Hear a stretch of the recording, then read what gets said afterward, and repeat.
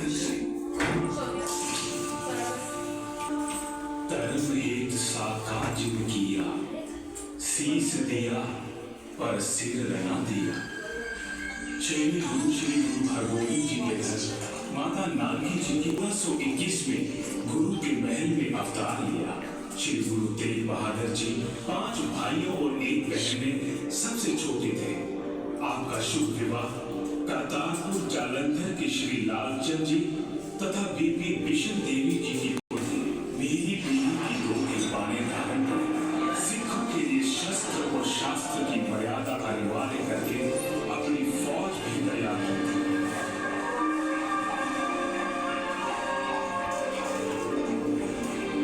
14 वर्ष की आयु में करतारपुर के युद्ध में आपने तलवार के ऐसे जौहर दिखाए कि गुरु पिता ने प्रसन्न होकर आपको तेग बहादुर का नाम दिया।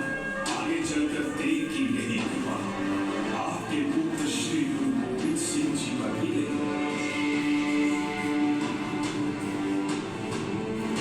जिन्होंने शस्त्रधारी खालसा सजाकर धर्म की रक्षा और अन्याय का विनाश करने वाली खालसा फौज तैयार की थी। हम आपको बता दें कि गुरु साहिबान जी की फौज में शस्त्र बनाने और उनकी देख-रेख का काम सिखी समाज किया करता था। करतारपुर तथा महराजनगर के युद्ध के बाद श्री गुरु तेग बहादुर जी गुरु पिता के साथ कीरतपुर आ गए और गुरु दरबार में सेवा तथा गुरमत प्रचार करने लगे। चौड़े सीने, ऊंचे कद, सुडौल शरीर और लंबी बाहों वाले कुशल योद्धा श्री गुरु तेग बहादुर जी अत्यंत धार्मिक स्वभाव तथा त्याग वैराग्य की मूर्त थे। श्री गुरु ग्रंथ साहब में आपकी वाणी की 116 शब्द और श्लोक दर्ज है। गुण गोविंद गायो नहीं, जन्म अकारत कीन, को नानक हर पज बना, जय विधि जल को लीन। गुरु पिताजी के आदेश से आप जी सन 1638 ईस्वी में अपनी माताजी और अपनी पत्नी के साथ बाबा बकाला आ गए, जहां आपका ननिहाल भी था। श्री गुरु हरगोविंद साहब जी ने ज्योति विलीन होने से पहले श्री गुरु हर राय जी को गुरु गद्दी पर विराजमान करवाया और उनके बाद श्री गुरु हरकृष्ण साहिब जी 8वें गुरु के रूप में गुरु गद्दी पर विराजमान हुए। श्री हरकृष्ण ते आइए जिसे किथे सब दुख जाए। मिर्जा राजा जयसिंह के निमंत्रण पर जब श्री गुरु हरकृष्ण साहिब जी दिल्ली आए तो वहां चेचक की महामारी फैली हुई थी।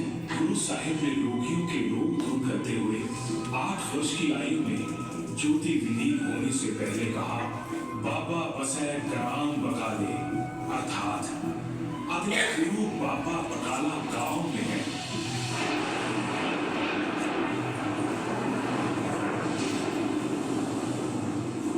समुद्र के रास्ते व्यापार करने वाले बड़े व्यापारी भाई मक्खन शाह लुभाना गुरु घर के सेवक थे। जब उनका जहाजी बेड़ा समुद्री तूफान में फंसा तो उन्होंने गुरु नानक जी के चरणों का ध्यान करके अरदास की, हे सतगुरु, मेरा बेड़ा पार लगा दीजिए। मैं अपनी कमाई में से 500 सोने की मोहरें भेंट करूंगा।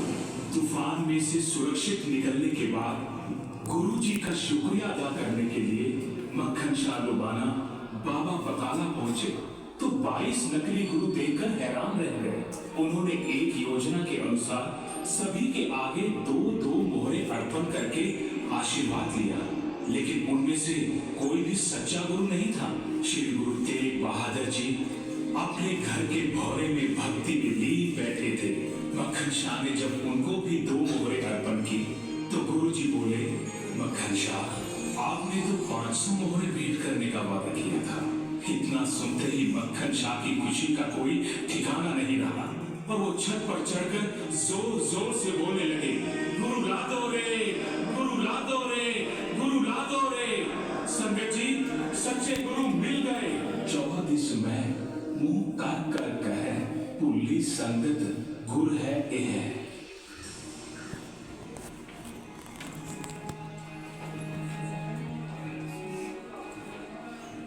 श्री गुरु तेग बहादुर जी धर्म प्रचार के लिए जब श्री अमृतसर पहुंचे तो लोभी मसंदों ने गुरु जी को देखकर श्री हरमंदिर साहब के दरवाजे बंद कर दिए। संगत बड़ी गिनती में गुरुजी के दर्शन करने श्री अमृतसर आई हुई थी। गुरुजी लोग और भ्रष्ट विचारों का खंडन करके आत्म सम्मान तथा दया भाव से जीने का संदेश देते गए। औरंगजेब जैसे कट्टर और जुल्मी बादशाह को ये सब कैसे रास आ सकता था। एक तरफ औरंगजेबी फरमान पर गैर इस्लामियों का जबरन धर्म परिवर्तन किया जा रहा था और दूसरी तरफ गुरु साहिब निर्भय निर्वैर अर्थात ना किसी से डरो और ना किसी को डराओ का संदेश दे रहे थे। गुरुजी ने सतलुज नदी के किनारे शिवालय की पहाड़ियों में जमीन खरीदी और अपनी माता जी के नाम पर चक नानकी नगर बसाया, जो अब श्री आनंदपुर साहिब के नाम से प्रसिद्ध है। सत्य और धर्म का प्रचार करने के लिए देश भर की यात्रा करते हुए आप कुरुक्षेत्र, गढ़मुक्तेश्वर, प्रयागराज, हरिद्वार होते हुए पटना पहुंचे और परिवार को वहां छोड़कर ढाका की ओर चल दिए। यात्रा के दौरान ही गुरुजी को श्री गोविंद राय जी के अवतार का शुभ समाचार प्राप्त हुआ था। करीब 3 वर्ष की यात्रा के बाद गुरुजी असम होते हुए पटना आए और परिवार को आनंदपुर आने के लिए कहकर आप जी पहले आनंदपुर पहुंच गए। आप जी ने पहले पहुंचकर रिहायशी इमारतें और श्री आनंदपुर साहिब गुरुद्वारे का निर्माण करवाया।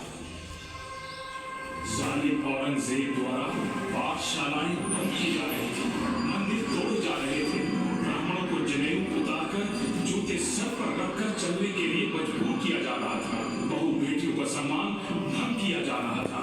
औरंगजेब रोज सवा मन अर्थात 50 किलो के बराबर जनेऊ उतार रहा था। कश्मीर का गवर्नर कश्मीरी पंडितों पर सबसे ज्यादा जुल्म ढा रहा था। कोई राह ना सूझता देखकर कश्मीरी पंडितों ने गुरु घर का रुख किया, क्योंकि श्री गुरु नानक देव जी द्वारा बाबर को जाबर कहने और गुरु अर्जन देव जी द्वारा जुल्म के खिलाफ शहीद हो जाने की परंपरा है। पंडित कृपाराम की अगुवाई में कश्मीरी पंडितों ने श्री आनंदपुर साहिब में आकर अपनी व्यथा सुनाई। श्री गुरु तेग बहादुर जी ने कहा, इस कार्य के लिए एक महान पुरुष को कुर्बानी देनी होगी। बाल गोविंद राय जी बोले, पिताजी आपसे महान आत्मा भला और कौन है?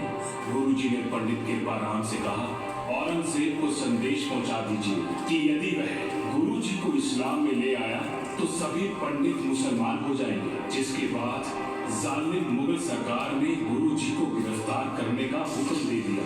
अगला कुछ अरसा गुरुजी बालक गोविंद राय जी की गुरुता गद्दी की तैयारी के लिए शिक्षा दीक्षा में लीन रहे। श्री गुरु तेग बहादुर जी अपने 5 सेवकों भाई मतीदास जी, भाई सतीदास जी, भाई दयाला जी, भाई गुरुदत्ता जी तथा भाई उद्दा जी के साथ दिल्ली को रवाना हुए। नगरों शहरों में लोगों को प्रभु नाम का उपदेश तथा हौसला देते हुए आपने समझाया कि ना किसी को डराओ, ना किसी से डरो, पै काहू को देत न पैमानत आन। औरंगजेब की कट्टर नीतियों से देश के हिंदू बहुत दुखी थे। धर्म परिवर्तन करने के लिए हिंदुओं पर जजिया टैक्स के अलावा उनके त्योहारों, धार्मिक अनुष्ठानों और पारंपरिक रीतियों पर भी कई टैक्स लगा दिए गए। गुरुजी खुद गिरफ्तारी के लिए आगरा पहुंचे और यहाँ उन्हें भाई सतीदास जी, भाई मतीदास जी, भाई दयाला जी और उनके 5 सिखों के साथ गिरफ्तार किया गया। काबिल जिक्र है कि भाई सतीदास जी और भाई मतीदास जी दोनों भाई चिप्पड़ गोत्र के मोहयार ब्राह्मण थे, जिनका पूरा परिवार पीढ़ियों से गुरु दरबार का श्रद्धालु था। गुरुजी को दिल्ली लाकर चांदनी चौक कोतवाली में बंदी बनाया गया। बादशाह औरंगजेब के हुक्म से गुरुजी को कहा गया, कोई करामात करके दिखाए, इस्लाम कबूल करे या फिर मरने के लिए तैयार हो जाए। गुरुजी ने ये कहकर तीसरा विकल्प चुना कि करामात करके दिखाना अभिमान का सूचक है और किसी पर जबरदस्ती कोई धर्म थोपने से बड़ा अधर्म कोई नहीं है। बाहें जिनाती पकड़िए, सिर दीजिए बाहें ना छोड़िए। जालिम मुगलों ने श्री गुरु तेग बहादुर जी को उनके फैसले से रुलाने के लिए भाई मतीदास जी को आरे से चीर कर तोड़ फाड़ कर दिया। सतीदास जी को रुई में लपेट कर जिंदा जला दिया और भाई दयाला जी को खौलते हुए पानी की देख में बांध दिया। लेकिन गुरु जी के तीनों सेवक अपने धर्म में दृढ़ रहे, कुर्बान हो गए, पर साले मुगलों के सामने झुके नहीं। अपने तीनों सेवकों की शहादत देखकर भी जब गुरु जी अडोल बेखौफ बैठे प्रभु जी का नाम जाप करते रहे, तो काजी ने फतवा जारी किया और जल्लाद जलालुद्दीन ने तलवार के एक वार से गुरु जी का शीश धड़ से जुदा कर दिया।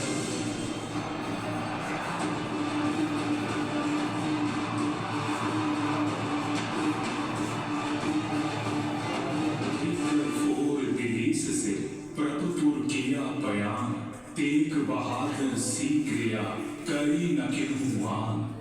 औरंगजेब का हुक्म था कि गुरु जी के शरीर को वह चौक में पड़े रहने दो, ताकि लोग देखें कि सरकार से टक्कर लेने वालों का क्या हश्र होता है। गुरु जी का सर कटते ही एक तेज आंधी चली और ऐसे समय में गुरु जी के सेवक भाई जैता जी और व्यापारी लखी शाह बंजारा आए और अपनी जान की परवाह किए बिना उन्होंने गुरु जी का शीश तथा धड़ संभाला।